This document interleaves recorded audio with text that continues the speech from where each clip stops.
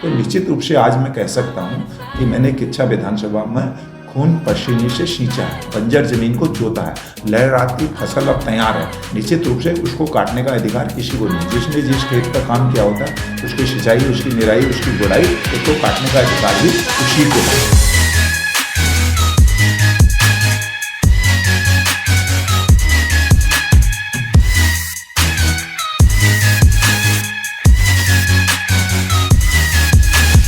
नमस्कार हरीश पनेरू सर, कैसे हैं आप? नमस्कार, ठीक है। बीच में ही लॉकडाउन हुआ था, कोरोना महामारी ने बहुत घर किया था, फिर से वापस कोरोना आ रहा है, तो कैसे देखते हैं आप इन चीज़ों को, कैसे चीज़ें सही होंगी? देखिए, कोरोना पूरे महामारी विश्व में चली है और जी। निश्चित रूप से हमारे किच्छा के लोगों ने, समाज सेवियों ने जिस तरह से कोरोना के खिलाफ लड़ाई लड़ी, जी। एक दूसरे का सहारा बने। और स्वयं मैंने किचन स्टार्ट की थी कोरोना काल में, लोगों के घर घर जाकर सब जो परेशान लोग थे उनको मदद करने का काम किया। और निश्चित रूप से मुझे ऐसा लगता है कि जो लोग चले गए, जिनके परिवारों के लोगों को, जिनको दुख सहन करना इस कोरोना में, जिन्होंने अपने लोगों की जान गंवाई है, जी। वो हमारे लिए एक बेहद दुखद विषय है। लेकिन फिर भी उस बीमारी से लड़कर किच्छा विधानसभा ही नहीं, पूरा भारत और उत्तराखंड इस लड़ाई से उभरा है। और निश्चित रूप से मुझे विश्वास है कि आने वाले समय में भी इस लड़ाई को हम सब मिलजुल कर, जाति, वर्ग, धर्म विशेष से ऊपर उठकर, हम मानव मात्र की सेवा के लिए एकजुट होकर, एक दूसरे के सहयोग के लिए और जो इसकी सावधानियां हैं उनको बरतते हुए निश्चित रूप से हम इस बीमारी से लड़ सकते हैं। आपका जन्म कहाँ हुआ, शिक्षा दीक्षा कहाँ हुई, और उसके बाद आप राजनीति में कैसे? मैं एक बहुत ही गरीब मजदूर परिवार से ताल्लुक़ रखता हूँ जी।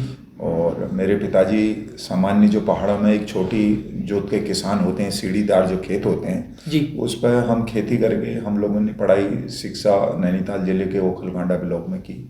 और उसके बाद 5वीं के बाद से मेरी आई अंझा इंटर कॉलेज रुद्रपुर की शिक्षा, उसके बाद डिग्री कॉलेज में हमने शिक्षा ग्रहण की, वहाँ मैं छात्र संघ का महासचिव रहा। उसके बाद छात्र राजनीति में मैंने निरंतर कई छात्र संघ अध्यक्ष अपने आप सबके सहयोग से बनाए। और उसके बाद उत्तराखंड राज्य आंदोलन की लड़ाई में हम लगातार 94 से, जब मैं इंटर में ही पढ़ता था तब से लगातार हमने उत्तराखंड राज्य की लड़ाई को लड़ा। और राज्य प्राप्ति तक तराई में जब उत्तराखंड राज्य के समर्थक के नाम से लोग ढूंढे जाते थे तो हम 2-3 लोग मात्र में थे। उसमें से मैं भी सौभाग्यशाली हूँ कि मैंने राज्य की लड़ाई को, उस टाइम पर पूरा बाजार, पूरा जनमानस एक तरफ होता था और हम 2-4 लोग एक तरफ होते थे। तो उस वेब में भी हमने राज्य की आवाज़ को बुलंद किया और राज्य प्राप्ति के लिए संघर्ष किया। और उसके बाद माननीय नारायण दत्त तिवारी जी की गवर्नमेंट में मुझे राज्य मंत्री सलाहकार पशुपालन रहने का सौभाग्य प्राप्त हुआ। उसके बाद कांग्रेस पार्टी ने विभिन्न कमेटियों में मुझे स्थान दिया। उसके बाद प्रदेश का महामंत्री मैं माननीय किशोर उपाध्याय जी के साथ, फिर माननीय प्रीतम सिंह जी के साथ, फिर उसके बाद अब माननीय गणेश गोदियाल जी के साथ महामंत्री रहने का प्रदेश स्तर का मेरे पास जिम्मा है। और किच्छा विधानसभा का जहाँ तक सवाल है, किच्छा विधानसभा में मैंने दिन रात एक करके संघर्ष करके 24 घंटे, लोग मुझे 108 के नाम से, 108 लेट हो जाएगी लेकिन हरीश पनेरू कभी लेट नहीं होता है। अगर मैं इस क्षेत्र में हूँ तो 10 मिनट के अंदर मेरी गाड़ी हर टाइम तैयार रहती है और वहाँ पर उस घटनास्थल पर पहुँचता हूँ। और ये जो मैंने आपके सामने ये अपील रखी है, जी। और इसमें आप देखेंगे तो मैंने इतने सारे काम, ये जो काम है, ये काम मैंने संघर्ष करके, लोगों की आवाज़ को उठा के, जब लोग भारतीय जनता पार्टी और स्थानीय विधायक के खिलाफ किच्छा में जब उन्होंने माननीय मुख्यमंत्री जी हरीश रावत जी को हरा दिया तो लोग उनके खिलाफ बोलने से डरते थे। तो मैंने उसके 4 महीने बाद ही जन समस्याओं को लेकर बिल्कुल बजाना शुरू कर दिया। और निश्चित रूप से सरकार को और स्थानीय प्रशासन को बैकफुट पर आना पड़ा, चाहे वो राशन कार्ड की समस्या हो, चाहे वो गली नाली खड़ंजे की समस्या हो, चाहे बिजली की समस्या हो। हर समस्या को हमने, हॉस्पिटल के लिए मैंने 15 दिन आंदोलन किया किच्छा में, और उसका परिणाम ये हुआ कि किच्छा में एक भी सर्जन नहीं होता था, गायनी नहीं थी। वो सारे सरकार को पद भरने पड़े हमारे धरने के माध्यम से। किच्छा में एसडीएम नहीं होता था, वो एसडीएम की मांग को मैंने लगातार 3 साल लड़ा और अपनी सरकार में भी मुझे धरने प्रदर्शन करने पड़े और तब जाकर किच्छा में एसडीएम आया। तो निश्चित रूप से आज मैं कह सकता हूँ कि मैंने किच्छा विधानसभा में खून पसीने से सींचा है, बंजर जमीन को जोता है, लहराती फसल अब तैयार है। निश्चित रूप से उसको काटने का अधिकार किसी को नहीं है। जिसने जिस खेत पर काम किया होता है, उसकी सिंचाई, उसकी निराई, उसकी गुड़ाई, उसको काटने का अधिकार भी उसी को है। अगर कोई दूसरा अगर उसको काटता है तो निश्चित रूप से वो क्या कहा जाएगा, मैं वो अपशब्द अपने मुँह से नहीं कहना चाहता हूँ। किसी दूसरे की फसल को अगर आप चोरी से काट लेंगे तो उसको लोग क्या कहेंगे। तो मेरा तो ये आपके माध्यम से कहना है कि लगातार मेरा संघर्ष में बढ़े चलो। हम संघर्ष करने वाले लोग हैं और संघर्ष करने वालों की कभी हार नहीं होती। अभी आप 67 विधानसभा से चुनाव लड़ने की तैयारी कर रहे हैं, प्रत्याशी सोच रहे हैं कि आप कांग्रेस से हो जाएं, किच्छा पंतनगर। अगर आप प्रत्याशी हो जाते हैं और उसके बाद चुनाव जीत जाते हैं तो क्या विजन है आपका, क्या क्या काम करना चाहते हैं आप इस एरिया में? नहीं, मेरा ये विजन है, मैंने लोगों से आजकल कह रखा है जी। अगर किच्छा विधानसभा की जनता मुझे आशीर्वाद देती है और मेरा पार्टी मुझे टिकट देती है और निश्चित रूप से देगी मेरे उसको संघर्षों को देखते हुए, तो मैंने सबसे पहले घोषणा ये की है कि जो विधायक को मिलने वाली तनख्वाह होती है वो तनख्वाह मैं नहीं लूँगा। कितनी तनख्वाह मिलती है विधायक को? विधायक को अगर भत्ते वत्ते लगा के तो 1.5-2 लाख से ऊपर पहुंचती है, लेकिन जो उसका भत्ते अगर छोड़ दी जाए, तनख्वाह 50-60 हज़ार जो भी होगी, तो मुझे एग्जैक्ट नहीं पता है कितनी है जी। लेकिन वो जो तनख्वाह होती है वो मैं गरीब बच्चों में और गरीब लोगों के इलाज में, जो इलाज के कारण अपना दम तोड़ देते हैं जी। जो बच्चे पढ़ाए पैसे के कारण उनके पास ड्रेस नहीं होती, किताबें नहीं होती, वो पढ़ नहीं पाते हैं, उस तनख्वाह को मैं उनके ऊपर लगाऊंगा। मेरा धर्म मात्र है जन सेवा करना, और जन सेवा करने के बाद कल को जब हम जीवन में अमर तो कोई रहा नहीं, एक बार निश्चित रूप से सबको अंतिम यात्रा पर जाना है, तो मैं ये चाहता हूँ कि मेरा उद्देश्य जो है जनसेवा करके, ताकि कल को हम उस द्वार पर जाएं स्वर्ग के उस पर, तो लोग रोएं कि यार कोई हमने जन नेता कोई हमारे पास था और हम खुशी के मारे फूले ना समाएं कि यार मैंने अच्छा काम किया, लोग देखो मेरे लिए भला करें। तो मेरे अंदर तो ये विजन है, मात्र जनसेवा करना ही मेरा मूल उद्देश्य है।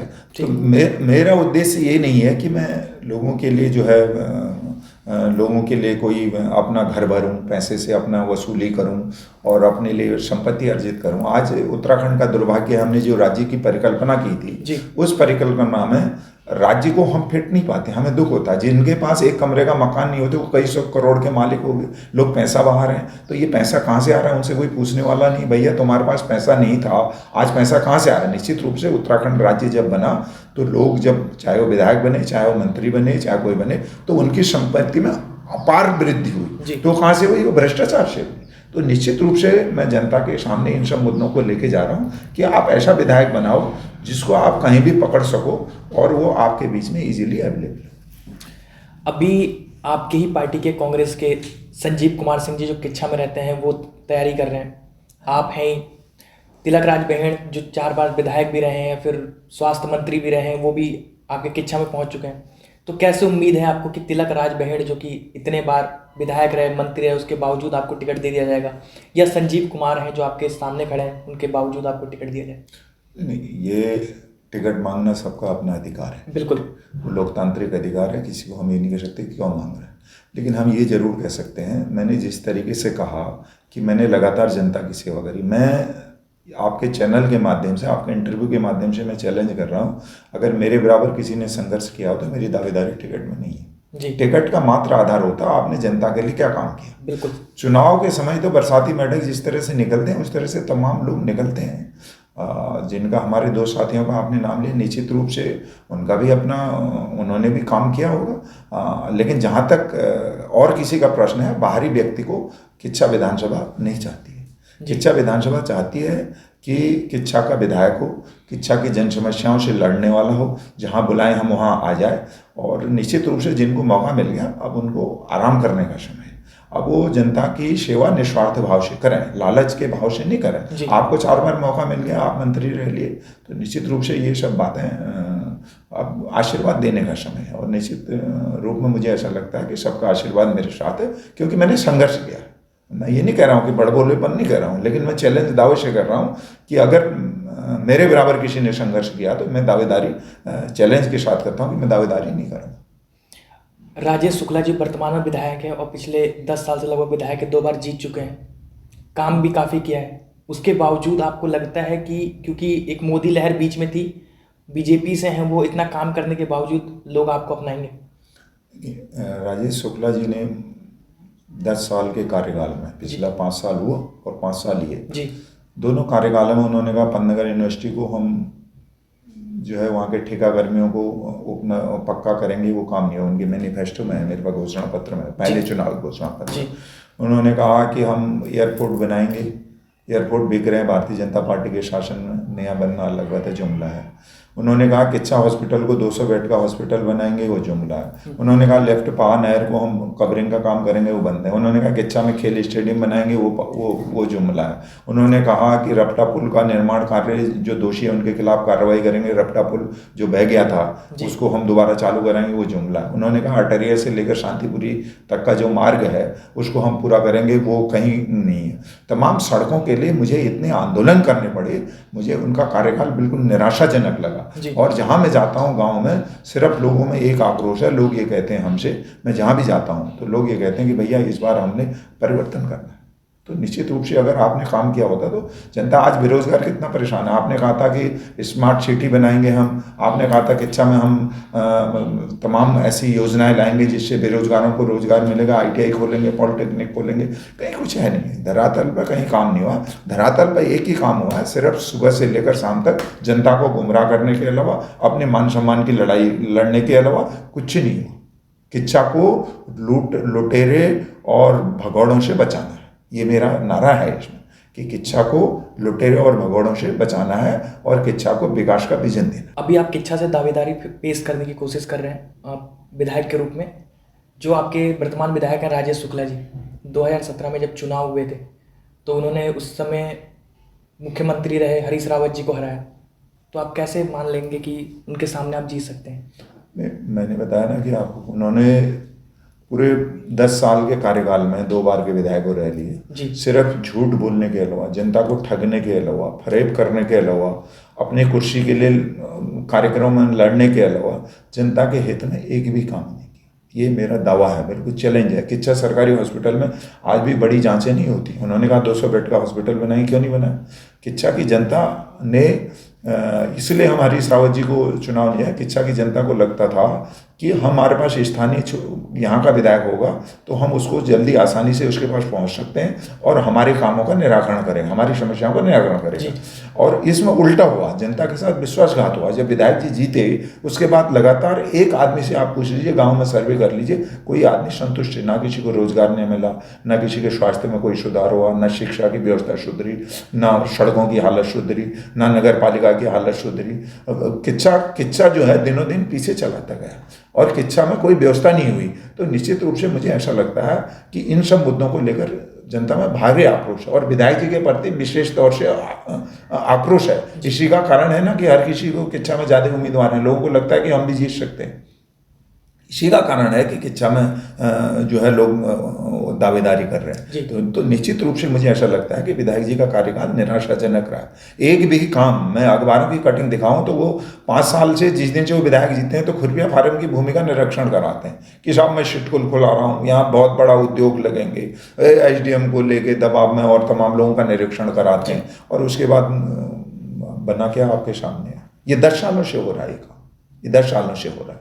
ये जब हमारी सरकार थी तब भी इन्होंने अधिकारियों को दबाव में लेके, तमाम अधिकारियों से सिटकुल का दौरा कि मैं यहाँ सिटकुल खुला रहा हूँ। उसके बाद अब ये इनकी डबल इंजन की सरकार आई तब खुरपिया का, तो खुरपिया के लोगों को मालिकाना हक मिले, लोगों को जिनको कहा था जो भूमिहीन है उनको जमीन देंगे, वो सब काम नहीं हुआ। तमाम ऐसे मुद्दे हैं, अगर मैं वो कहूँगा तो शाम तक गिनाते रहूँगा। निश्चित रूप से विधायक जी के खिलाफ एक जन आक्रोश है, उसका विकल्प के रूप में मुझे देखती है जनता।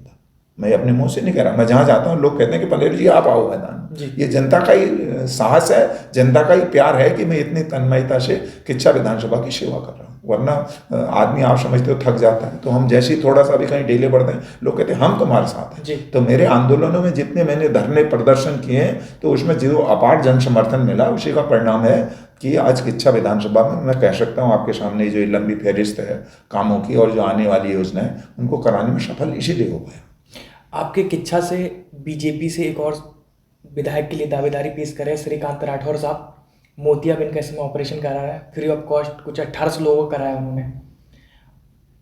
एक एंगल ये देखिए कि आपको टिकट मिल जाता है और एक एंगल वो देखिए कि शुक्ला साहब को टिकट कट जाए और श्रीकांत राठौर जी को मिल जाए, तो आपको लगता है कि उनके सामने आप दावेदारी पेश करने लायक रहेंगे?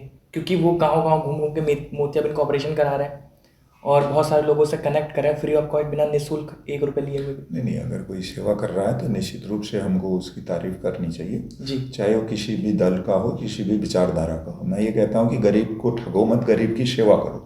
अगर सेवा कर रहे हो तो निश्चित रूप से बधाई के पात्र हो।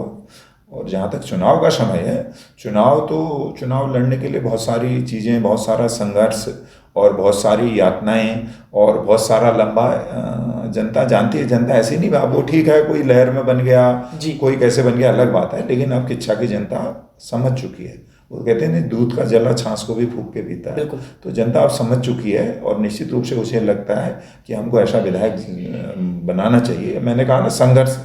मैं इस दाव को कहने में घमंड तो राउंड का भी नहीं रहा, लेकिन मैं इस दावे को कहना चाहता हूं कि आप एलआई की रिपोर्ट ले लो, आप जिला प्रशासन की रिपोर्ट ले लो, आप पार्टियों की रिपोर्ट ले लो, आप जनता से पूछ लो कि 10 सालों में दरी किच्छा में जनता की आवाज़ को किसने उठाया जी। अगर उसमें हरीश पनेरू का पहला नाम नहीं आता है तो हरीश पनेरू की दावेदारी नहीं। मैं यही कह सकता हूँ, यही मेरा आधार है और इसी के आधार पर जनता मुझे लाइक करती है और जनता का आशीर्वाद मिलता है। और 2022 के चुनाव में भी जनता से मैं, आजकल मेरे एक अभियान चल रहा है कि जनता मुझे आशीर्वाद दो, जनता मुझे टिकट दो। लोग कहते हैं कि पार्टी से टिकट दो, मैं कहता हूँ मैं पहले पार्टी का, जनता का टिकट प्राप्त करूँ और निश्चित रूप से जब जनता मुझे टिकट दे देगी तो पार्टी भी टिकट देगी भैया, पार्टी भी आशीर्वाद देगी। और जब पार्टी टिकट दे दे और जनता टिकट ना दे तो वो टिकट बेकार है। तो इसलिए जनता का टिकट पहले जरूरी है, जनता का प्यार जरूरी है और जनता जब हमें टिकट देगी तो निश्चित रूप से पार्टी भी देगी। आपने कॉलेज से शुरू किया था अपने राजनीतिक सफर को, आज 20 साल आप कह रहे हैं लगभग हो गए हैं, तो 20 से ज़्यादा 25 साल हो गए मतलब। तो उस समय की राजनीति जो थी और इस समय की राजनीति में क्या फर्क आ गया है? देखिए, उस समय सिद्धांतों की राजनीति होती थी जी। उस टाइम सेवा भाव की राजनीति। हमने पंडित नरेंद्र तिवारी जी से सीखा कि आप सेवा भाव करिए। उन्होंने 54-60 साल की राजनीति में कभी उनके ऊपर कोई राजनीतिक भ्रष्टाचार, कोई भाई भतीजावाद, कोई इस तरह के आरोप नरेंद्र तिवारी जी की बेदाग छवि की। और विजनरी व्यक्ति थे, उन्होंने इतना बड़ा सिडको, इतना बड़ा विकास किया। तो वो सेवा, वो सुबह उठते थे तो वो ये देखते थे कि मैंने जनहित के लिए आज इतने लोगों को रोजगार देना, आज इतनी फैक्ट्रियाँ लगानी है।